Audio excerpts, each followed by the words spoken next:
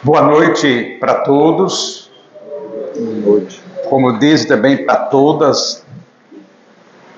É um prazer retornar a esta casa, renovando os agradecimentos à direção, em particular ao Beto, pelo convite, agradecendo também a companhia do meu irmão amigo Manuel, palestrante espírita, cantor, toca violão maravilhosamente bem e vai também mais uma vez aqui nos auxiliar aqui falando, e ele vai tocar o seu violão.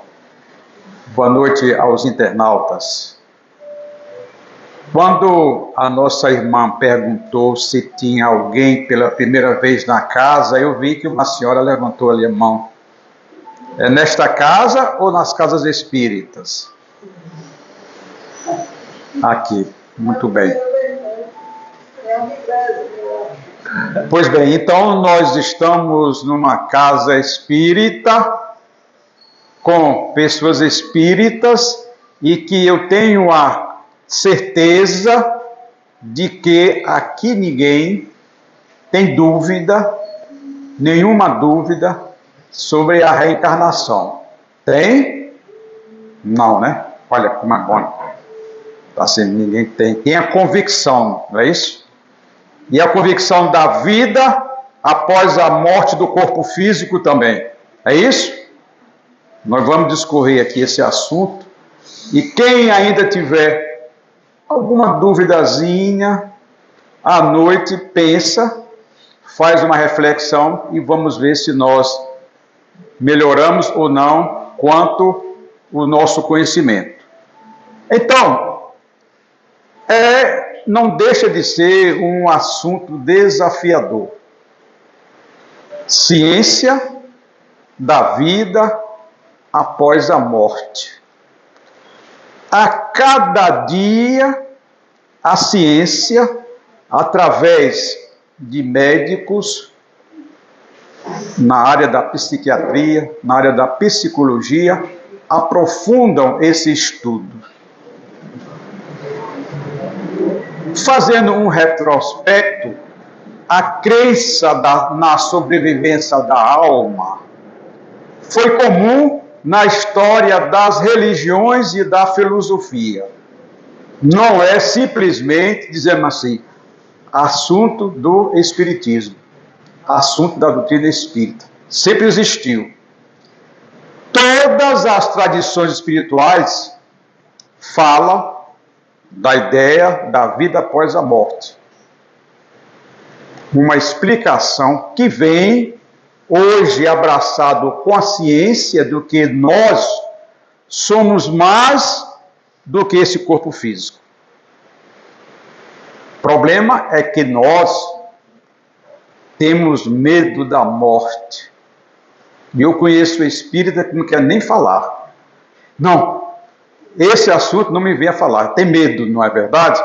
Então nós temos que ter a convicção. Desde o cristianismo, budismo, hinduísmo, outras religiões. Na filosofia na Grécia, já 400 anos antes de Cristo, através de Pitágoras, de Aristóteles, de Platão, de Sócrates e de outros, já se comentava esse assunto da espiritualidade. A morte é um dos maiores dilemas do ser humano. Não era para acontecer. E eu tenho, olho aqui para todos vocês, olho para o Beto, e digo com certeza que não é dilema nenhum para nós, não é verdade? A morte física traz, na maioria das vezes, que é natural, nós ainda somos espíritos em ascensão, estamos aqui no mundo de provas e expiações, então é comum trazer angústia, dor, sofrimento, porque nós temos o sentimento pela perda de um ente querido. Para muitos, fatal, misteriosa, e com a dúvida de que será um ponto final ou apenas uma passagem para algo além vida. Essa é a questão. Uns afirmam Morreu, acabou. Assunto encerrado. Mas nós espíritas, eu digo aqui, né, temos aquela convicção, não é só isso. O corpo físico, aquela indumentária que o espírito usou, mas ainda tem algo. Então vem a pergunta: o que realmente ocorre após a morte? Nós temos aqui essa figura aqui do doutor Alexandre Moreira de Almeida. Esse é brasileiro, trabalha há mais de 25 anos com as relações existentes entre a religiosidade, espiritualidade e saúde. E como a ciência se relaciona religião, religiosidade e espiritualidade. Ele é professor de psiquiatria e parapsicólogo da Faculdade de Medicina da Universidade Federal de Juiz de Fora. Fundador e diretor do NUPES, Núcleo de Pesquisa em Espiritualidade e Saúde da Universidade Federal de Juiz de Fora. Esse cientista, vamos usar essa expressão, fez estudos, se aprofundou na matéria e viu que durante 2 décadas, principalmente entre os anos 1980 a 2000, no final do século XIX, vários pesquisadores começaram a explorar esse tema, religiosidade, sob o ponto de vista científico.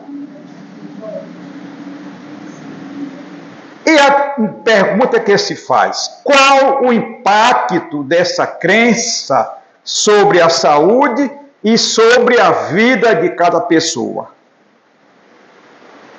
Pois bem, a religiosidade e a espiritualidade se encontram presentes no mundo inteiro. Os estudos que foram feitos. No mundo, 84% da humanidade tem uma religião. E mais, 16% que não tem uma religião, a maior parte acredita em Deus, acredita em espíritos, acredita em ancestrais ou algo do gênero. E mais, no Brasil, segundo uma pesquisa do Instituto Datafolha, de junho de 2022, então não faz muito tempo, 2 anos, 88% dos brasileiros têm uma religião. Dos 12% que não têm uma religião, 9 em cada 10 acreditam em Deus. E mais, 1% apenas não acredita em Deus. Mas nesse 1% que não acredita em Deus, quando se sente em situação de ameaça, de perigo, e eu tenho um amigo que diz que não acredita em Deus, não vou dizer o nome, mas no momento em que ele precisou fazer uma cirurgia em São Paulo, ele ligou para mim e disse: peça a Deus que tudo dê certo. Então, é na hora da necessidade que a pessoa vem trazer a sua crença. No século XXI, a religiosidade continua sendo um ponto muito importante. E qual a razão? Qual a razão para isso? Estudos comprovam que a religiosidade e a espiritualidade impactam positivamente sobre a saúde. E vejam bem, milhares de pesquisas comprovam que pessoas que frequentam semanalmente a um grupo religioso, e aqui estamos nós, práticas religiosas, entram em meditação, olha só, o que acontece? tem um impacto importante sobre o nível de depressão, suicídio, menor mortalidade. São pessoas que, quando estão sob o manto dessa crença, antes de fazer algo que venha contrariar o seu eu, a sua angústia, a pessoa pensa, medita e diz, não é por aí, eu vou ter calma, eu vou ter paciência, eu vou orar a Deus. E com isso, as pesquisas têm mostrado que o nível de depressão é muito menor. O número de suicídio também. Consequentemente, uma menor mortalidade. Quase todas as tradições espirituais e religiosas falam de um tema. Pois bem, a sobrevivência após a morte. Não é somente espírita, católico, protestante, aquele que não tem religião nenhuma, hoje já é assunto a sobrevivência após a morte. Então nós somos algo mais do que esse corpo. Nós acreditamos que existe vida após a morte do corpo físico. A maioria da população mundial acredita em vida após a morte. E quem diz isso são as inúmeras dezenas, centenas, milhares de investigações científicas existentes no mundo. E isso independentemente de qualquer religião. Agora, um fato interessante. Pessoas com alto nível de escolaridade, acreditam mais na vida após a morte do que as pessoas menos escolarizadas. Olha que coisa bonita, não é verdade? Isso provando que as pessoas, hoje, esse tema já traz uma certa curiosidade, já traz o interesse. As pessoas estão lendo, as pessoas estão ouvindo, as pessoas estão vendo os programas hoje muito comuns na televisão, no YouTube, nos meios sociais, e a pessoa então começa a fortalecer dentro de si essa crença. Não está demonstrado, olha só, tem algum médico aqui? Tem, né?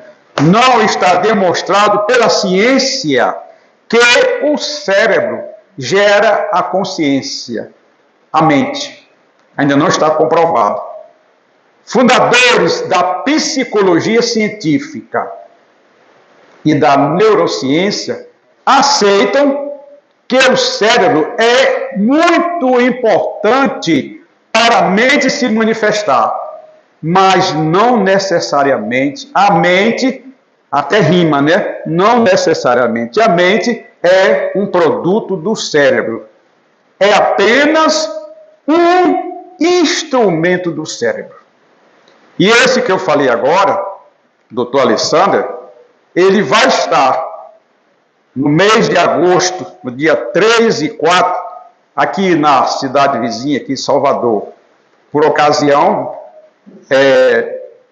a AME, lá de Salvador, Associação Médica Espírita, na jornada de saúde e espiritualidade, ele vai estar presente com o tema A Arte de Cuidar a Saúde Mental. Quem ainda não se inscreveu, eu nem vou fazer convite agora porque já foram esgotados. Presencial e também para o telão. Agora, quem quiser ver, vai ter que ver pelo site, né? Que eu não sei muito bem informar como é que isso se procede. Eu sei dizer que eu estarei lá, se Deus quiser. Já reservei meu lugarzinho lá no salão, para estar ao lado desse doutor Alessandro.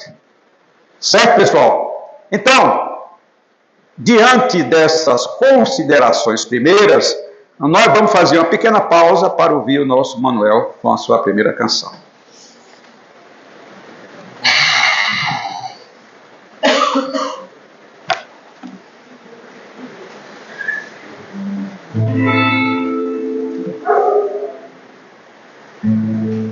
O apóstolo Paulo, ele diz que todos nós estamos cercados por uma multidão de espíritos. A doutrina espírita é talvez uma das religiões que dá mais a consciência, maior amplitude dessa mensagem do apóstolo Paulo. E quando João me falou a respeito da temática, eu lembrei para trazer aqui a canção do irmão ausente. Todos nós temos um parente, um ente querido que já partiu, e nós sabemos que com o pensamento nos afinamos com os espíritos que nós nos relacionamos. Como estiver agora, nosso Deus te guarde. Como estiver pensando, nosso bom Deus te use. Onde te encontres na vida, que Deus te ilumine. Com quem quer que esteja seguindo, nosso Senhor te guie.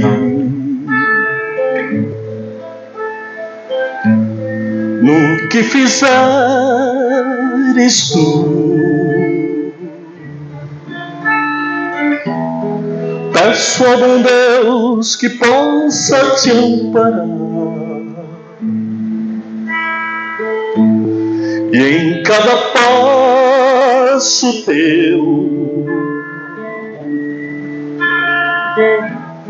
a mão de Deus irá te abençoar. No que fizeres tu, peço ao bom Deus que possa te amparar, e em cada passo teu,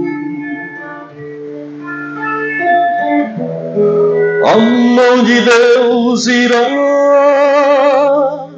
te abençoar.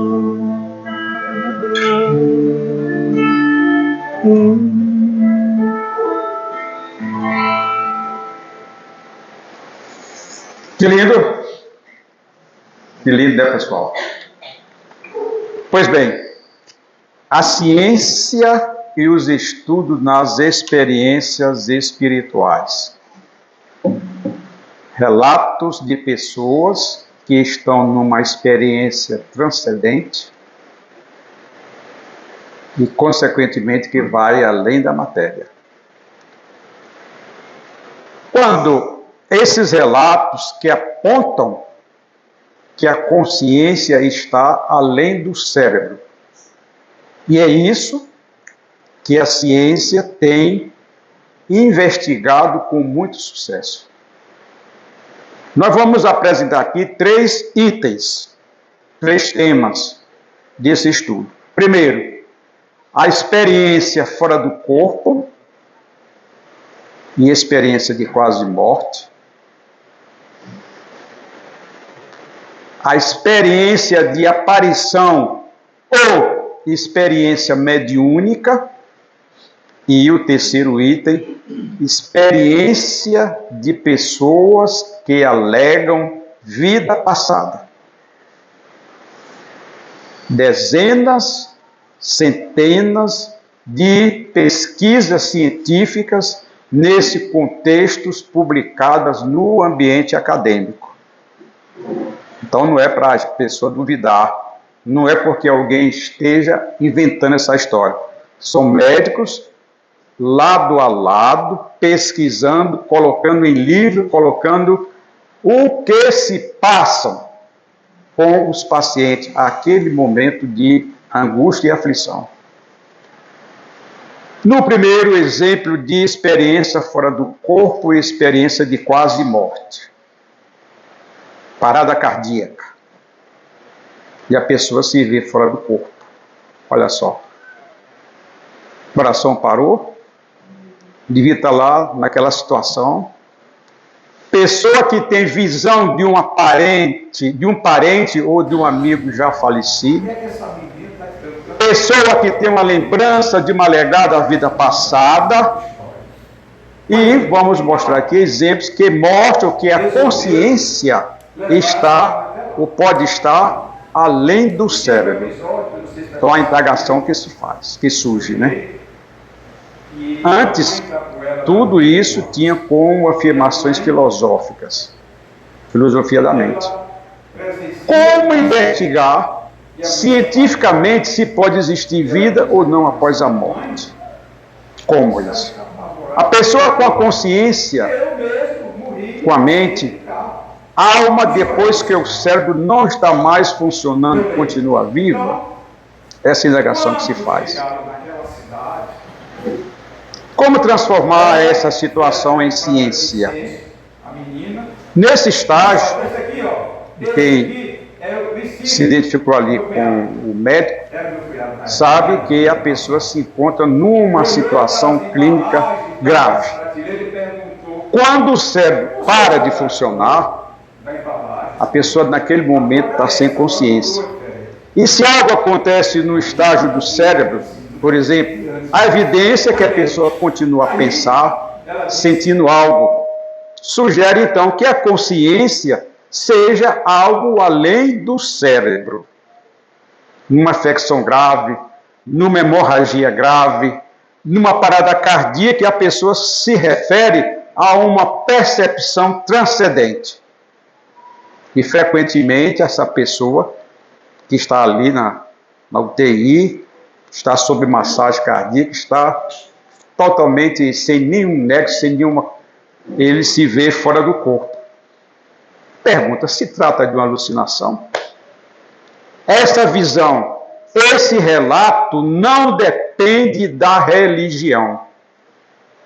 Pessoas que não têm religião nenhuma, não têm religiosidade, têm feito esses depoimentos. Depoimentos de pessoas que antes tinham medo da morte, ou depois, entendeu? Se essa pessoa mudou ou não, mas a verdade é que tem. Encontram o que essas pessoas dizem nesse momento, nesse estágio no hospital.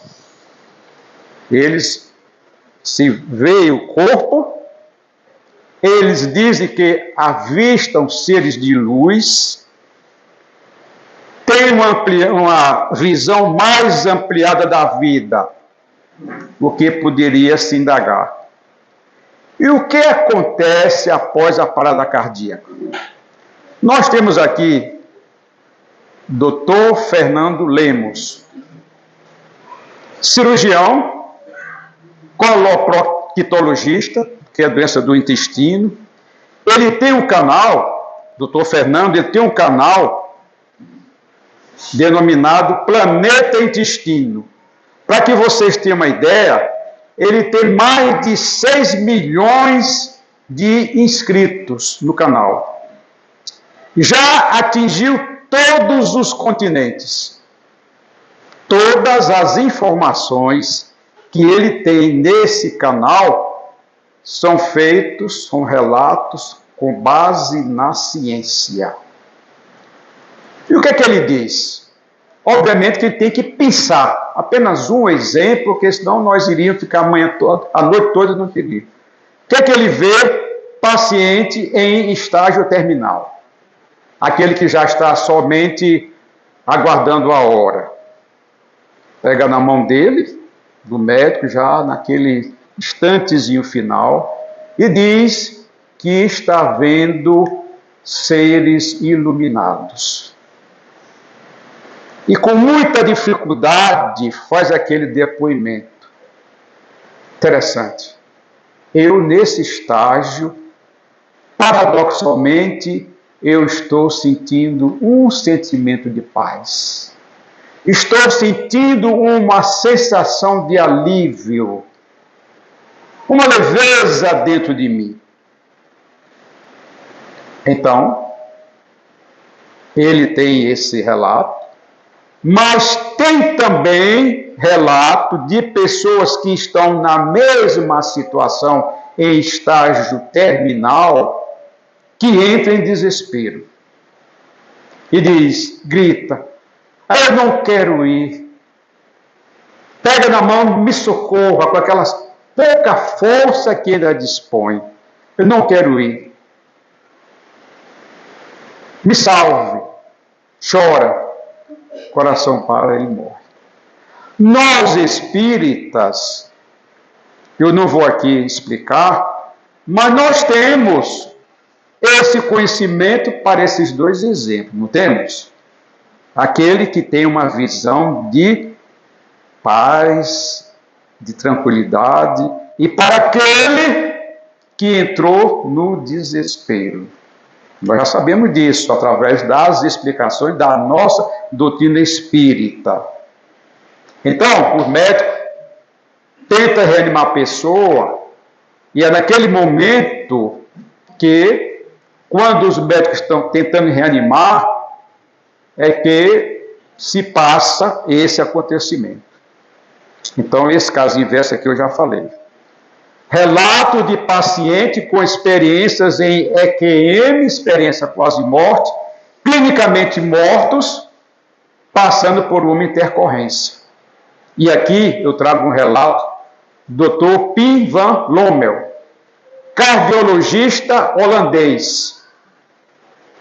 Ele escreveu esse relato na revista The Lancet. É a melhor revista médica do mundo. Estudos com mais de 300 paradas cardíacas em hospitais da Holanda. E ele aqui traz um caso que aconteceu em 2001.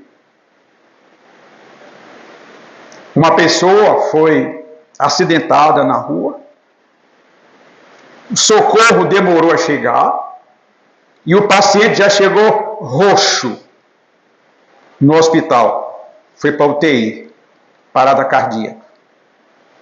E os médicos, naquele esforço de reanimar, que tem um termo, parece que é ressurreição, né? Ressuscitar, não é isso? Ressuscitar, né? Todo aquele trabalho para trazer com que aquele indivíduo saísse daquela situação. Conseguiu. Quando o paciente, horas depois, já naquele leito mais tranquilo, ele pediu a sua dentadura. E a enfermeira disse, mas quando eu cheguei aqui, o senhor não tinha, estava sem a dentadura. Como é que o senhor está querendo dentadura? Não, porque eu entrei com a minha dentadura. E ele disse assim, vi quando tiraram e colocaram na gavetinha daquela mesinha que tem ali. E ela ficou, não acredita. Como é que o indivíduo chega, inconsciente, parada cardíaca, e dá um depoimento desse? E ele olha para a enfermeira e diz, se você está assustada, assustado ficou eu. Quando vocês, médicos, conversavam entre si, dizendo que o meu caso não tinha mais jeito. Vamos parar. E eu dizia, pelo amor de Deus, não parem, não parem, continuem com esse trabalho. Olha só. Depoimento do Dr. Pim van Lommel. Está escrito nessa revista Lancet. E nós temos um livro, quem quiser tirar uma foto, Livro dos Fenômenos Estranhos, de Charles Berlitz. Esse livro, ele traz mais de 200 histórias misteriosas, com base em relatos, história real. histórias que desafiam a imaginação. E foi pensado aqui, nessas mais de 200 histórias, uma que diz que James L. Chaffin, fazendeiro da Carolina do Norte, ele fez um testamento escrito diante de testemunhas no ano de 1905. Olha só, fez o seu testamento na presença de testemunhas no ano de 1905. Quando foi em 1921, ele desencarnou. O que aconteceu? Problemas com a família. Ele, no testamento que ele escreveu na frente das testemunhas, com registro em cartório e tudo mais, ele deixou a sua herança apenas para um filho. Deserdou a mulher e os outros 3 filhos. Desencarnou em 1921. 4 anos depois, um dos filhos deserdados começou a sonhar com o pai. E via no sonho o pai com uma jaqueta. E ele, obviamente, começou a falar para os demais irmãos, a família, para os amigos, disse: mas eu estou sonhando a cada dia, a cada noite com meu pai. E num desses sonhos, o pai aparece e pede para que ele procure a jaqueta, que lá tem algo escrito.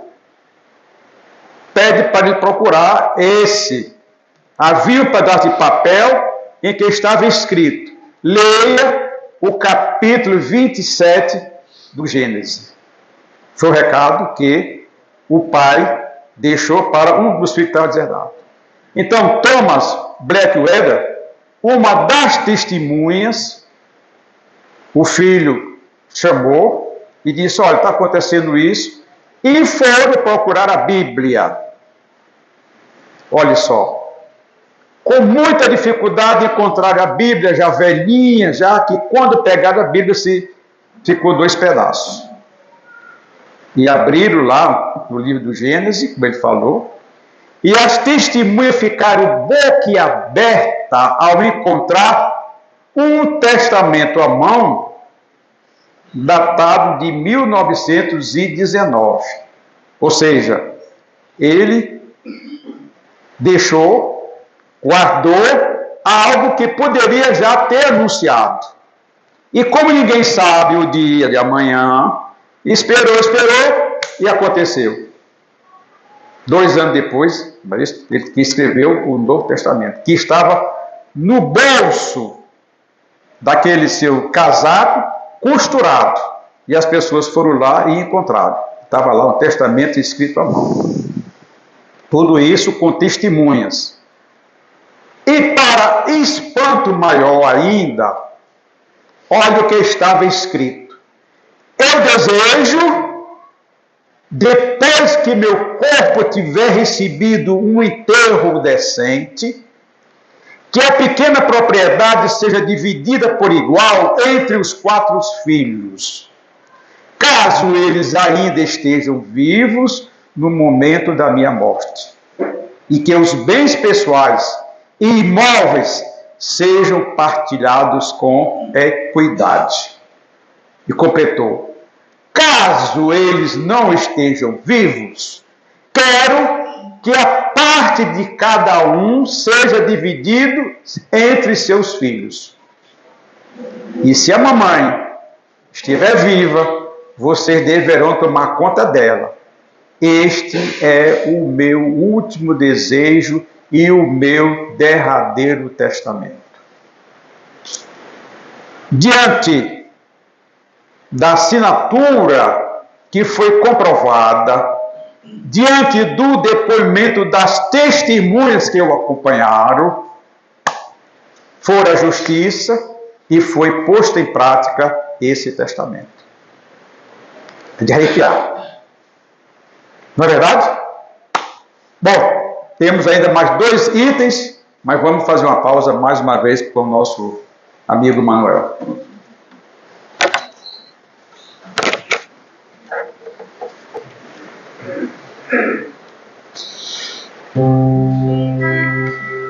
A reencarnação é um presente que Deus concede a nós para em cada etapa, cada vida, a gente aprender. O mundo é como uma escola. Quem passa vai para um mundo melhor. E quem não passa, volta. Mesmo diante das adversidades que a vida nos impõe, o apóstolo Paulo nos ensina que em tudo dai graça. Por isso a canção Obrigado, Senhor.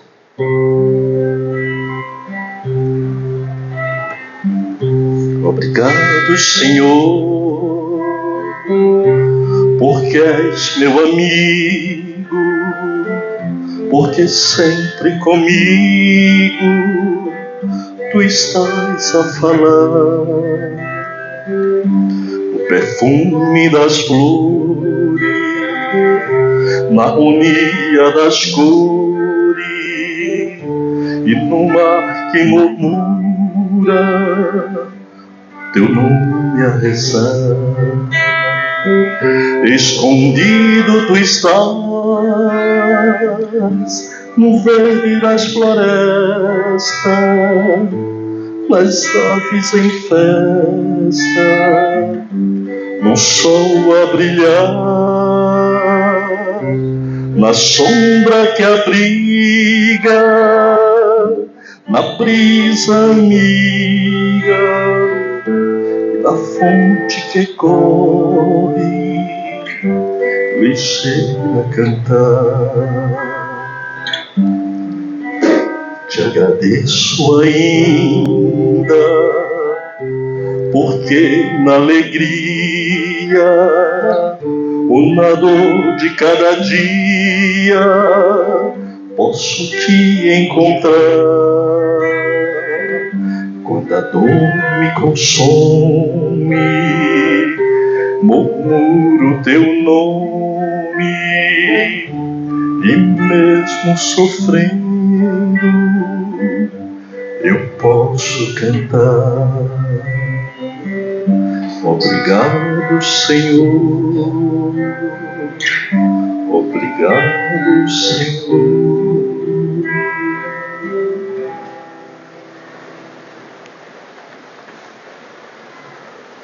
Segundo item, aparições ou vivências mediúnicas. Trouxemos aqui um exemplo de um livro psicografado por Chico Xavier, Parnaso do Além-Túmulo. Primeira obra psicografada pelo então, naquela época, bem jovem Chico Xavier. Ele psicografou uma coletânea de poemas atribuídos a múltiplos poetas brasileiros e portugueses desencarnados. Castro Alves, Casimiro de Abreu, Guerra Junqueiro, Olavo Bilac e outros. Naquele momento que Chico preparou esse livro, ele tinha apenas 22 anos de idade. Um homem que a instrução foi simplesmente primária. Isso no ano de 1932. O que aconteceu com esse livro?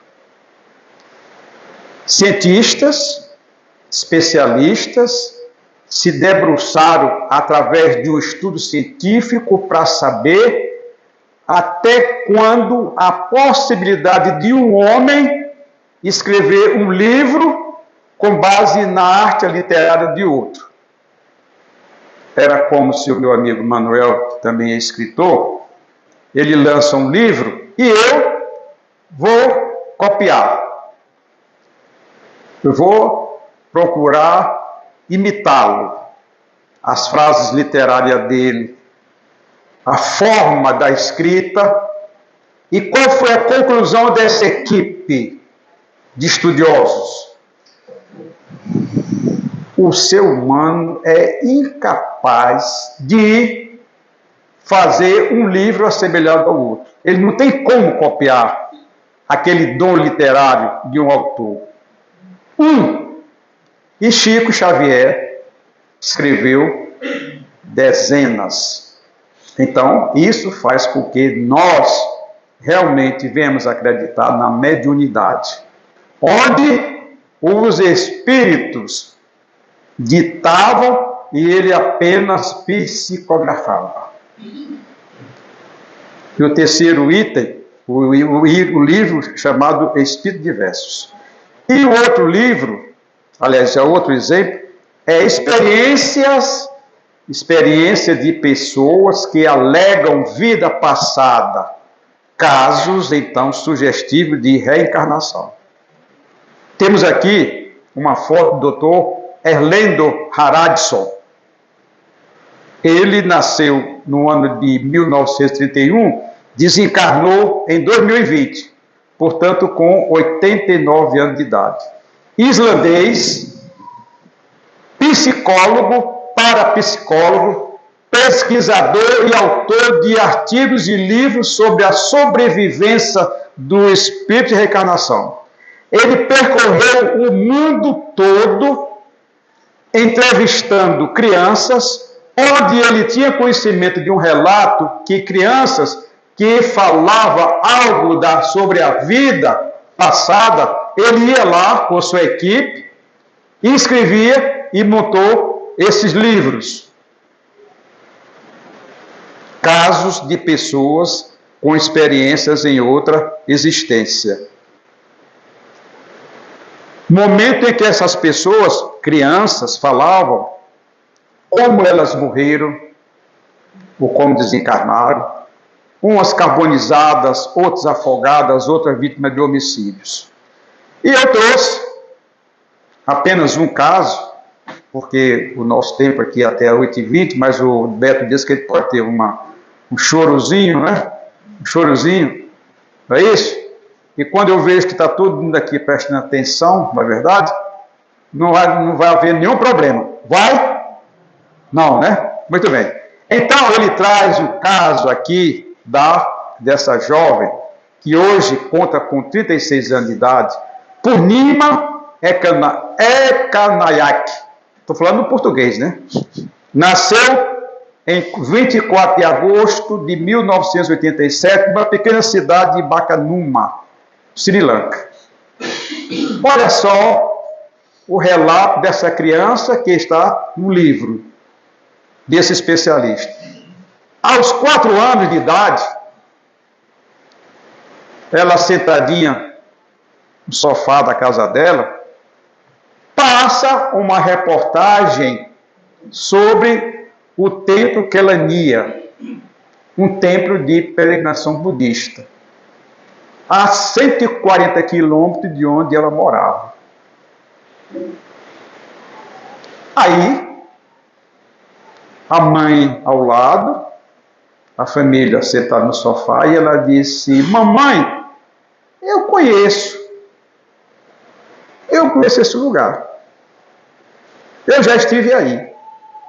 E, obviamente que os pais olham para a criança e dizem: essa menina está com coisa na cabeça, metapolização. Não, mamãe, eu já estive aí, nesse lugar.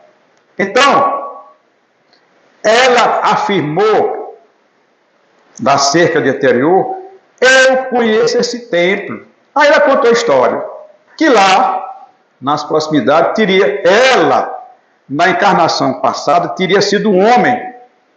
Ela, menina, nessa existência, ela foi homem. E que ela relatou que trabalhava numa fábrica de incenso.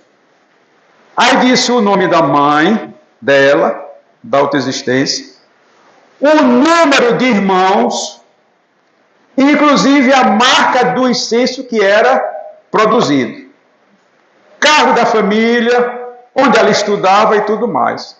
E a mãe ficou perplexa, né? Isso não é possível. Onde é que essa menina está tirando tanta história? Onde é que essa menina está tirando tanta história? Pois bem, então, resolveram levar essa menina até lá. E deu um episódio, eu não sei se vai passar aqui, eu só tirei, que a mãe está com ela na rua e a mãe, ela presencia um acidente e a mãe se apavora. E ela diz à criança: minha mãe, a senhora está apavorada porque eu mesmo morri num acidente de carro e estou aqui ao seu lado. Pois bem, então, quando chegaram naquela cidade, ela foi até a fábrica de incenso, a menina, e disse logo: esse aqui é o Isiri, é meu cunhado. Era meu cunhado na época da minha vida passada. Olhou para as embalagens lá nas prateleiras e perguntou: vocês mudaram a cor da embalagem? Foi. A cor era essa, agora mudou, diferente. A menina nunca tinha ido assim, nunca vi antes, né? Pois bem, aí ela disse o nome dela, que era Gina Daza. Pois bem. Aí foram lá naquela história, disseram: olha, Gina Daza morreu num acidente de carro, aqui próximo. Descuidou, viu um carro de velocidade e matou. Desencarnou. Aí foram, a família, com aquela curiosidade maior ainda, foram até lá no cartório dos registros e apurou que realmente ele foi atropelado. E que havia também aquele fabricante de incenso, né? E aquele homem que faleceu, do acidente, foi justamente a pancada maior, foi do lado esquerdo do abdômen. Aí a mãe olhou para a criança, levantou assim a blusinha dela, justamente onde ela tinha uma mancha branca, no local onde aconteceu o acidente. Pois bem, são histórias que a gente fica... É pesquisa. E é por isso que eu digo, cada vez mais a ciência se aproxima, né, da história. Nós temos aqui no Brasil Hernando Guimarães Andrade. Ele nasceu em 1913, em Araguari, Minas Gerais. Tornou-se espírita aos 16 anos de idade. Desencarnou em 2003 com 89 anos. Ele deixou uma obra respeitável, denominada Reencarnação no Brasil.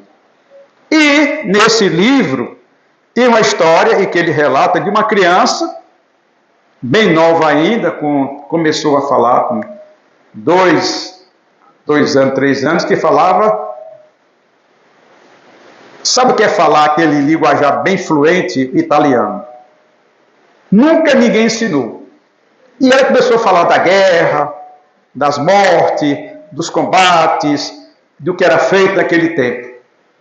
E ela só parou de fazer esse depoimento quando ela veio atingir 7 anos de idade. Que é quando se diz, quando o espírito, né, na verdade, se liberta totalmente. Né? Pois bem, então está aí nesse livro, Reencarnação no Brasil. E quem quiser, quem ainda não conhece, vai a esse site aí. https://youtube. Aqui tem um programa semanal comandado por Dr. Carlos Mendes, físico, e o nome do programa é Experiência Quase Morte, EQM. Aí nós temos relatos e mais relatos de pessoas que nem sequer acreditavam em Deus. Aí está. Quem quiser tirar uma foto aí, vai lá e passa a assistir os depoimentos dessa pessoa. Bom, Manuel, eu não vou usar os 10 minutos não. Encerrando a participação do Manuel. Todas as canções aqui apresentadas foram dirigidas aos nossos benfeitores espirituais. Toda canção é uma oração. Eu convido todos a orarmos juntos. Eu navegarei no oceano do Espírito. Quem souber pode cantar. E ali adorarei ao Deus do meu amor. Eu navegarei no oceano do Espírito e ali adorarei ao Deus do meu amor. Espírito, Espírito, que desce como fogo, vem como em Pentecoste e enche-me de novo. Espírito, Espírito, que desce como fogo, vem como em Pentecoste, me enche de novo. Eu adorarei ao Deus da minha vida, que me compreendeu sem nenhuma explicação. Todos. Espírito, Espírito, que desce como fogo, vem como em Pentecoste, e enche-me de novo. Espírito, Espírito, que desce como fogo, vem como em Pentecostes e enche-me de novo. Eu navegarei.